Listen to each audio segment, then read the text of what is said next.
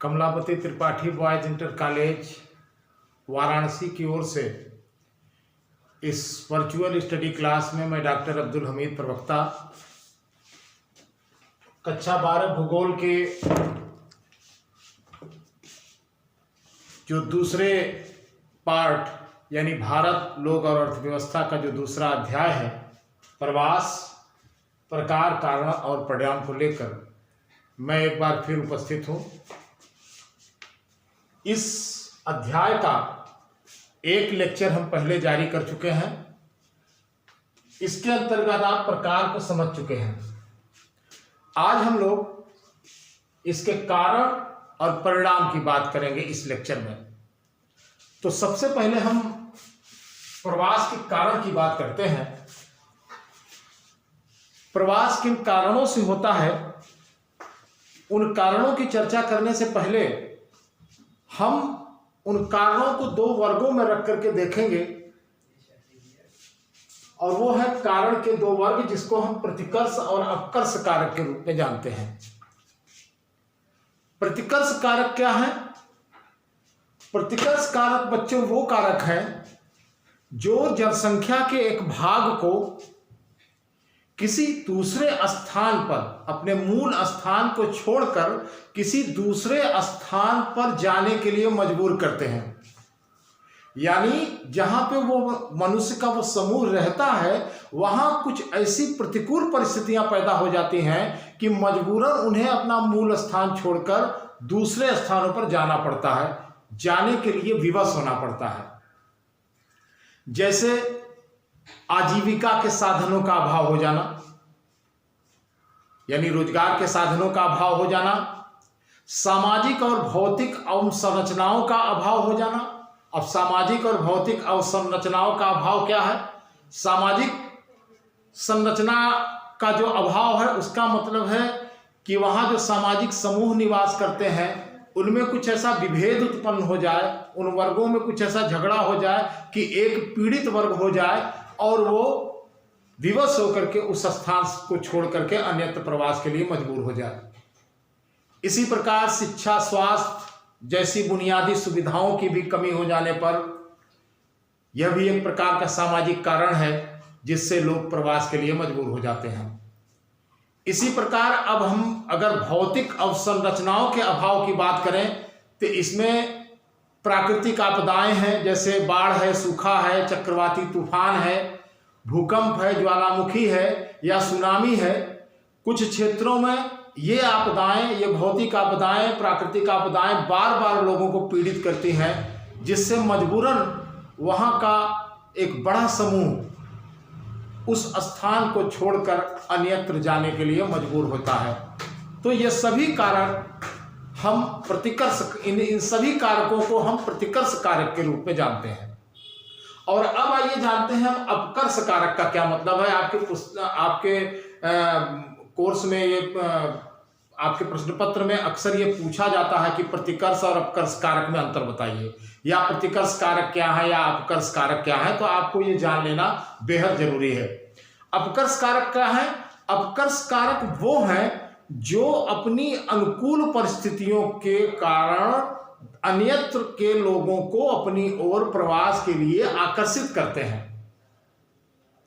जैसे किसी क्षेत्र में रोजगार के अच्छे और बेहतर अवसर हों, जहां लोगों को नियमित काम मिले, अच्छा वेतन मिले, साथ ही साथ सामाजिक स्तर पर सभी वर्गों को समाहित करने वाला एक अच्छा समुदाय हो, शिक्षा, स्वास्थ्य और मनोरंजन की वहां बेहतर सुविधाएं हों, और साथ ही साथ प्राकृतिक स्थितियां ऐसी हों कि वहां पे विशेष प्राकृतिक आपदा से लोग पीड़ित न होते हों, तो ऐसे स्थान लोगों को ज्यादा भाते हैं और दूसरे स्थानों से लोग यहाँ प्रवास के लिए आकर्षित होते हैं। तो ये जो कारक हैं, इन्हें हम अपकर्ष कारक के रूप में जानते हैं। ठीक है, तो ये तो दो वर्ग हो गए। अब हम बारी बारी से ये जानेंगे कि जनसंख्या प्रवास के मुख्य कारण कौन कौन से हैं। यहां पे मैंने लिख रखे हैं। तो सबसे पहले हम भौतिक कारण की बात करेंगे। जो भौतिक कारण है वो किस प्रकार प्रवास को निमंत्रित करते हैं, आकर्षित करते हैं या फिर प्रवास के लिए लोगों को मजबूर करते हैं। प्रतिकूल जलवायु, जैसा कि अभी मैंने प्रतिकर्ष कारक में बताया, बाढ़, बहुत ज्यादा वर्षा, अकाल, भूकंप, ज्वालामुखी उद्गार, तूफान या सुनामी, भूस्खलन, मिट्टी का बेहद अनुपजाऊपन, ये सारी परिस्थितियां भौतिक कारण के रूप में जानी जाती हैं।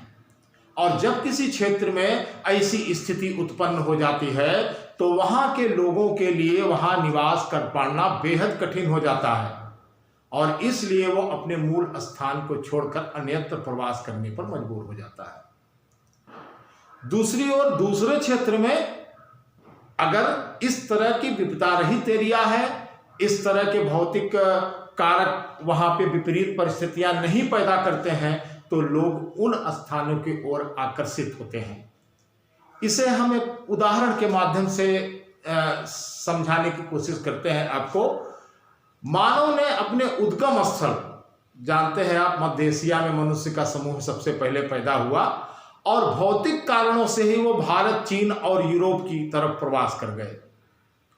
इसी प्रकार आर्य लोगों ने सिंधु घाटी, मध्य एशिया से वो लोग सिंधु घाटी, ईरान और यूरोप की ओर जो प्रवास किए वो भी भौतिक कारणों से था।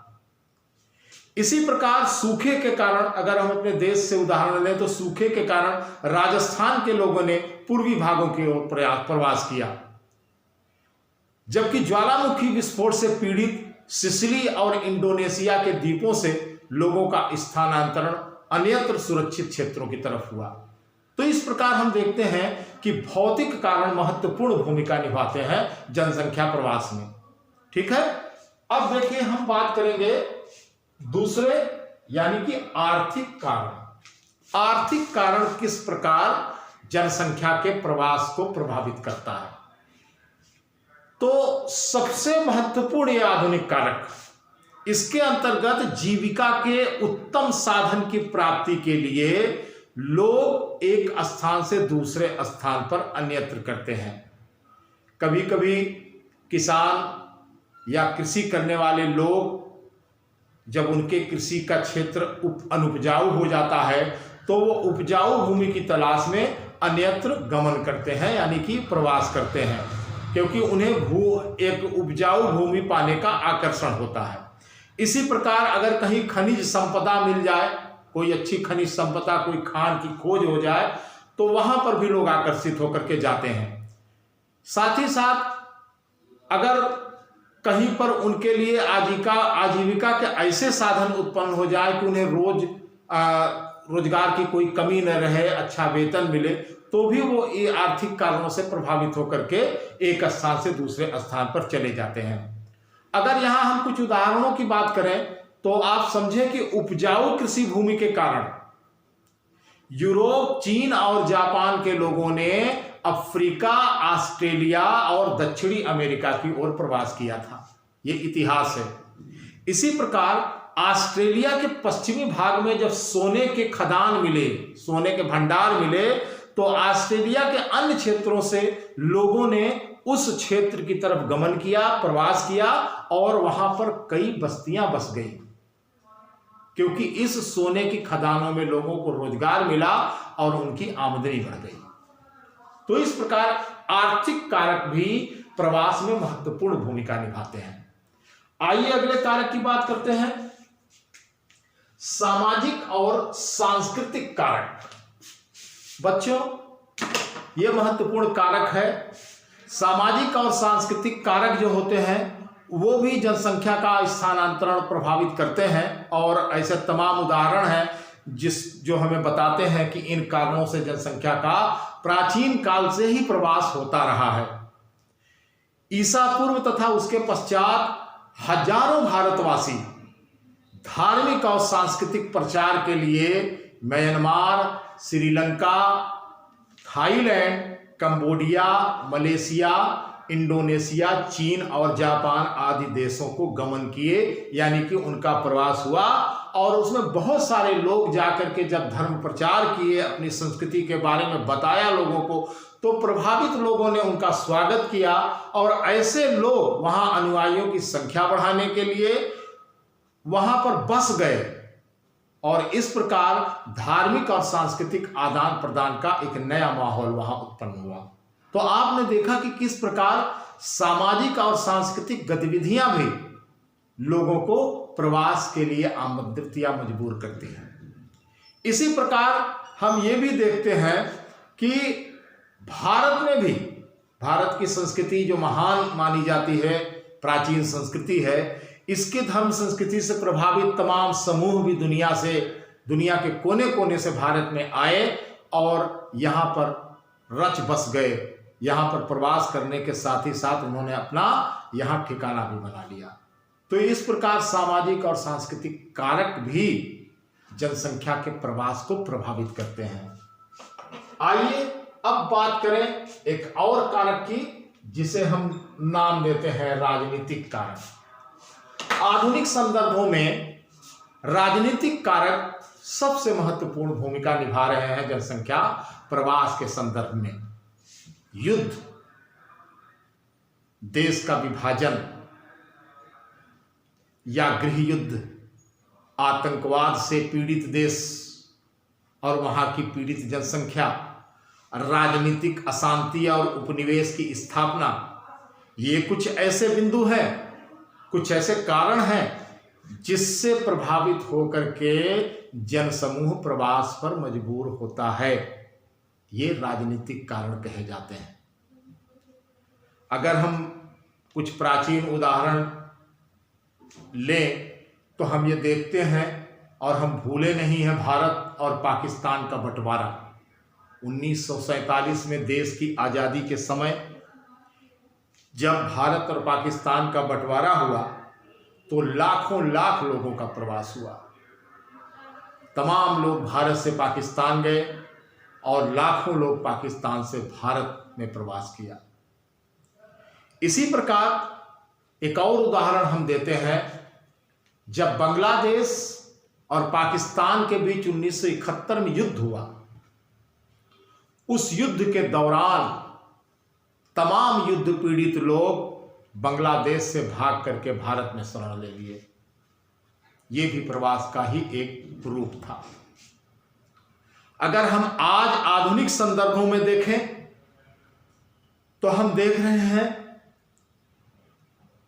कि सीरिया खाड़ी देश में स्थित है और पिछले कई वर्षों से यहां गृह युद्ध की स्थिति है। तमाम आतंकवादी घटनाओं से लोग पीड़ित हो रहे हैं और अपनी जान और माल बचाने के लिए बहुत सारे पीड़ित पक्ष, पीड़ित समूह जो है वहां से भागकर कई यूरोपीय देशों में शरण ले रहे हैं, प्रवास कर रहे हैं। इसी प्रकार म्यांमार में दंगों से पीड़ित रोहिंग्या बड़ी संख्या में बांग्लादेश और भारत में प्रवास कर रहे हैं। ये कुछ आधुनिक उदाहरण हैं जो राजनीतिक कारक के रूप में हमारे समक्ष प्रवास के रूप में सामने इस घटना को ला रहे हैं। यानी ये भी एक राजनीतिक प्रवास, राजनीतिक घटनाओं से, राजनीतिक कारणों से पीड़ित लोगों का प्रवास कहा जाता है। तो इस प्रकार ये चार महत्वपूर्ण कारक भौतिक, आर्थिक, सामाजिक, सांस्कृतिक और राजनीतिक हैं जिनसे जनसंख्या का प्रवास एक स्थान से दूसरे स्थान पर होता है। अब हम आते हैं प्रवास के परिणाम, इस आखिरी बिंदु पर प्रवास के परिणाम, और ये भी चार प्रकार के हैं: आर्थिक परिणाम, जनांकिकी परिणाम, सामाजिक परिणाम और पर्यावरणीय परिणाम। तो प्रवास के परिणाम में सबसे पहले हम बात करेंगे आर्थिक परिणामों की। बच्चों, जो प्रवासी दूसरे देशों में जाकर के काम कर रहे हैं और पूंजी कमा रहे हैं, उनकी पूंजी और आमदनी का लाभ उनके जो परिजन हैं, उनसे जुड़े जो लोग हैं, वो अपने मूल स्थान पर आज भी हैं, उनको उसका लाभ मिल रहा है। प्रवासियों द्वारा उद्गम क्षेत्र में जो पूंजी भेजी जाती है उससे उन्हें विशेष लाभ होता है। पुस्तक में, आपकी पुस्तक में इसे हुंडी नाम से चिन्हित किया गया है, बताया गया है कि हुंडी क्या है? हुंडी एक तरह का ड्राफ्ट या चेक होता है। जो विदेश में गया प्रवासी अपने परिजनों को हुंडी के माध्यम से धनराशि भेजता है। हालांकि आज ये चीज़ें बहुत आसान हो गई हैं। अब तो मोबाइल से, नेफ्ट के माध्यम से, बैंकों के माध्यम से बहुत जल्दी रकम अपने संबंधित के खाते में लोग भेज देते हैं। ये दो तरह के लोग हैं जो प्रवास करके दूसरी जगह से पूंजी कमा करके अपने परिजनों को, अपने जुड़े लोगों को भेजते हैं। विशेष रूप से अंतर्राष्ट्रीय प्रवासियों द्वारा भेजी गई पूंजी विदेशी विनिमय का एक प्रमुख स्रोत है। हम देखते हैं हमारे देश का जो पंजाब राज्य है, केरल और तमिलनाडु है, वो अपने अंतर्राष्ट्रीय प्रवासियों से सबसे ज्यादा पूंजी प्राप्त करता है। अंतर्राष्ट्रीय प्रवासियों की तुलना में आंतरिक प्रवासियों द्वारा भेजी गई पूंजी बहुत कम है। फिर भी यह पूंजी उद्गम क्षेत्र के विकास में महत्वपूर्ण भूमिका निभाती है। आंतरिक प्रवासी का मतलब समझ रहे हैं? अंतर्राष्ट्रीय प्रवासी तो वो हो गए जो अपने देश से अन्य देशों में, आप जानते हैं खाड़ी देशों में, अरब में, ईरान में, कुवैत में तमाम भारतीय काम करते हैं। इसी प्रकार अमेरिका और अन्य यूरोपीय देशों में भी बहुत सारे भारतीय काम करते हैं। तो ये वहां से बड़ी मात्रा में पूंजी अपने से जुड़े अपने परिजनों को भेजते हैं। लेकिन ऐसे भी लोग हैं जो बिहार और उत्तर प्रदेश से जाकर के सूरत में, अहमदाबाद में, मुंबई में, दिल्ली में कार्य कर रहे हैं, तो वो भी पूंजी भेज रहे हैं। उनकी पूंजी अंतर्राष्ट्रीय प्रवासियों द्वारा भेजी गई पूंजी से कम जरूर होती है, लेकिन फिर भी वो उस क्षेत्र यानी उद्गम क्षेत्र उसको हम कहते हैं जहां पर उनके परिजन होते हैं, वहां के विकास में महत्वपूर्ण योगदान देती है। दोनों प्रकार के प्रवासियों को द्वारा भेजी गई पूंजी से उनके परिवार का भोजन भरण पोषण चलता है, उनके भोजन और वस्त्र की जो जरूरतें हैं वो पूरी होती हैं। अगर उनके ऊपर कोई उधारी या ऋण है तो उसके माध्यम से उस ऋण की अदायगी की जाती है। बच्चों की पढ़ाई, इलाज, घर का निर्माण, शादी विवाह, कृषि में निवेश, इस प्रकार की तमाम जो आवश्यकताएं होती हैं उनकी पूर्ति उनके प्रवासियों द्वारा भेजे गए धनराशि से हो जाती है और इससे बहुत उनको सहारा मिलता है इस पूंजी से। हम देखते हैं बिहार, उत्तर प्रदेश, उड़ीसा, आंध्र प्रदेश, हिमाचल प्रदेश आदि के हजारों निर्धन गांवों का प्रवासियों से प्राप्त पूंजी से जीवन यापन सरल हुआ है और आर्थिक उन्नति का द्वार खुला है। इसी प्रकार बिहार, उत्तर प्रदेश, उड़ीसा, मध्य प्रदेश के ग्रामीण क्षेत्रों से पंजाब, हरियाणा और पश्चिमी उत्तर प्रदेश के ग्रामीण क्षेत्रों में प्रवास हुआ है, जिससे वहां कृषि विकास और हरित क्रांति में सफलता मिली है।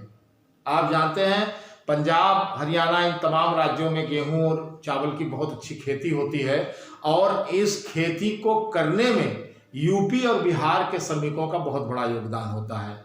फसल की बुआई से लेकर उसकी कटाई तक में इनका महत्वपूर्ण योगदान होता है, जिससे इन क्षेत्रों में एक कृषि का ऐसा विकास हुआ है जो कि हम हरित क्रांति के अंतर्गत जो हम कृषि के क्षेत्र को बढ़ावा दे रहे थे उसमें बड़ी सफलता मिली है इन चीज़ों से। तो हमने देखा कि वहाँ प्रवासी द्वारा भेजी गई पूंजी से जहां उद्गम क्षेत्र को फायदा हो रहा है, वहीं प्रवासियों के कारण जहां वो जाकर कार्य कर रहे हैं वहां भी फायदा हो रहा है वहां के लोगों का। तो इस प्रकार हम देखते हैं ये प्रवास का आर्थिक परिणाम बेहद महत्वपूर्ण होता है। अब हम दूसरे परिणाम की बात करेंगे जिसे हम कहते हैं जनांकिकीय परिणाम, यानी जनसंख्या के संदर्भ में परिणाम। आंतरिक प्रवास से यानी आंतरिक प्रवास से देश के अंदर जनसंख्या का केवल पुनर्वितरण होता है। आंतरिक प्रवास का मतलब होता है यूपी का आदमी अगर जाकर दिल्ली में बस जाए, मुंबई में बस जाए या जो है गुजरात में चला जाए, तो इससे क्या होता है, इससे जनसंख्या में कमी वृद्धि नहीं होती है। यानी पूरे देश की जनसंख्या के संदर्भ में देखा जाए तो कोई कमी वृद्धि नहीं होती या कोई और ऐसा दूसरा प्रभाव नहीं पड़ता। लेकिन इससे क्या होता है कि एक क्षेत्र की जनसंख्या बढ़ जाती है और दूसरे जगह की घट जाती है। गांव से शहरों में अगर इसी प्रकार लोग ज्यादा जाते हैं तो गांव में जनसंख्या में कमी आ जाती है और नगरों में जनसंख्या में वृद्धि हो जाती है। साथ ही साथ एक और प्रभाव जनांकिकी पड़ता है और वो ये है कि ग्रामीण क्षेत्र से युवा, कुशल, दक्ष और शिक्षित लोग, विशेषकर पुरुष, ये उत्प्रवास करते हैं, जिससे ग्रामीण जनसंख्या पर, उनके ग्रामीण जनसंख्या के संगठन पर इसका प्रतिकूल प्रभाव पड़ता है। विशेष रूप से उत्प्रवास वाले क्षेत्रों में आयु, लिंग, विशेष रूप से आयु और लिंग संरचना पर, साथ ही साथ आयु संरचना के साथ साथ लिंग संरचना के साथ साथ जो शैक्षिक संरचना है उस पर भी इसका प्रभाव पड़ता है। उदाहरण के लिए हम देखें अगर, तो उत्तराखंड, राजस्थान, मध्य प्रदेश और पूर्वी महाराष्ट्र से होने वाले बाह्य प्रवासों से इन राज्यों की लिंग और आयु संरचना में असंतुलन की स्थिति उत्पन्न हो गई है। मैं इसको और सरल ढंग से आपको समझाता हूं। जैसे विशेष रूप से बाहर कमाने के लिए, प्रवास करने के लिए जो लोग जाते हैं वो ज़्यादातर पुरुष होते हैं, वो ज़्यादातर युवा होते हैं, वो ज़्यादातर शिक्षित होते हैं। तो जब वो वहाँ से जाते हैं अपने संबंधित क्षेत्र या गांव से, तो वहाँ की जनांकिकी संरचना पर क्या प्रभाव पड़ता है? पुरुषों की संख्या कम हो जाती है, महिलाओं की संख्या ज़्यादा हो जाती है, बूढ़ों की संख्या, बच्चों की संख्या ज़्यादा हो जाती है, युवा कम हो जाते हैं। शिक्षित एकाएक बड़ा वर्ग चला जाता है तो शिक्षा, जो साक्षरता का संगठन है, उस पर भी प्रभाव पड़ता है। तो इस प्रकार आयु, लिंग और साक्षरता तीनों संगठनों पर जनसंख्या के प्रवास से प्रभाव पड़ता है। ये है जनांकिकीय परिणाम। ठीक है। और अब हम बात करेंगे सामाजिक परिणामों की। सामाजिक परिणाम क्या होते हैं? जनसंख्या प्रवास के महत्वपूर्ण सामाजिक परिणाम हमको देखने को मिलते हैं। वो क्या है? जब एक स्थान से दूसरे स्थान पर लोग जाकर बस जाते हैं तो एक दूसरे के खान पान और रहन सहन का आपस में मिश्रण होता है। इस मिश्रण से एक साझा सामाजिक और सांस्कृतिक परिवेश का निर्माण होता है। यह सकारात्मक चीज है। विभिन्न सामाजिक बंधनों और संगठनों से मुक्ति होती है तथा सहयोग समूह की स्थापना होती है। लोग एक दूसरे से मिलजुल जाते हैं, अपने जो उनके तीज त्योहार हैं, खान पान है, इन सब का एक दूसरे से साझा संतुलन स्थापित होता है। लोग एक दूसरे को अपनाते हैं तो इससे एक सशक्तिकरण की भावना आती है। साथ ही साथ महिला सशक्तिकरण और शिक्षा आदि में सुधार और बदलाव भी जन्म लेते हैं। कुछ नकारात्मक पक्ष भी इस सामाजिक परिणाम के अंतर्गत दिखाई पड़ता है और वो ये है कि व्यक्तियों में सामाजिक निर्वात यानी अकेलेपन की भावना आती है, खिन्नता उत्पन्न होती है, जिससे अपराध और नशावृत्ति जैसी असामाजिक प्रवृत्तियां भी जन्म लेती हैं। ये भी होता है सामाजिक परिणामों में। और आइए अब देखते हैं हम लोग आखिरी परिणाम जो है पर्यावरणीय परिणाम। ये विशेष रूप से ग्रामीण क्षेत्र से नगर में प्रवास करने के कारण ये परिस्थितियां उत्पन्न होती हैं। पर्यावरण का जो पर्यावरणीय परिणाम होता है वो नकारात्मक परिणाम होता है। ग्रामीण क्षेत्रों से नगरीय क्षेत्रों में अत्यधिक प्रवास के फलस्वरूप क्या होता है कि नगर में जनसंख्या बहुत ज़्यादा बढ़ जाती है। वहाँ की भौतिक अवसंरचना पर, सामाजिक क्षेत्र पर दबाव बहुत बढ़ जाता है। जैसे तैसे गांव से प्रवास करके शहरों में गए लोग कोई छोटा मोटा रोजगार तो प्राप्त कर लेते हैं, किंतु रहने की व्यवस्था उनकी नहीं हो पाती है। तो क्या करते हैं? रेलवे लाइन के किनारे, सड़कों के किनारे, पटरियों पे, इधर उधर जहाँ भी खाली स्थान मिला वहाँ झोपड़पट्टी डाल ली, टीन सेट डाल लिया, पॉलीथीन का एक छोटा सा कुटका बना लिया और इस तरीके से एक गंदी बस्ती बसती हुई चली जाती है। साथ ही साथ पीने के पानी की समस्या, शौच की समस्या, पटरियों के किनारे गंदगी होती है, प्रदूषण बढ़ता है। इस प्रकार तमाम ऐसी जो गंदी परिस्थितियां हैं वो शहरों के समक्ष उत्पन्न हो जाती हैं। प्राकृतिक संसाधनों के अति दोहन की भी स्थिति होती है और पूरे नगरीय क्षेत्र में वायु प्रदूषण, जल प्रदूषण, भूजल स्तर में गिरावट जैसी तमाम समस्याएं पैदा होती हैं। गंदगी और वाहिद मल का जो निपटान है वो भी एक समस्या होती है। साथ ही साथ कचरे का प्रबंधन भी वहाँ के नगरीय क्षेत्र के लिए एक बहुत बड़ी समस्या के रूप में सामने आती है। तो इस प्रकार अतिशय जनसंख्या अगर प्रवास करती है शहरों की ओर तो हमको नकारात्मक पर्यावरणीय परिणाम भुगतने पड़ते हैं। तो इस प्रकार हम देखते हैं कि ये 4 परिणाम हैं जो जनसंख्या प्रवास के कारण उत्पन्न होते हैं। इसी के साथ आपका ये दूसरा अध्याय समाप्त होता है और आज के लेक्चर के बाद हम अगले लेक्चर में जब आपसे मिलेंगे तो एक नए अध्याय के साथ मिलेंगे। तो आज का लेक्चर यही समाप्त करते हैं। धन्यवाद।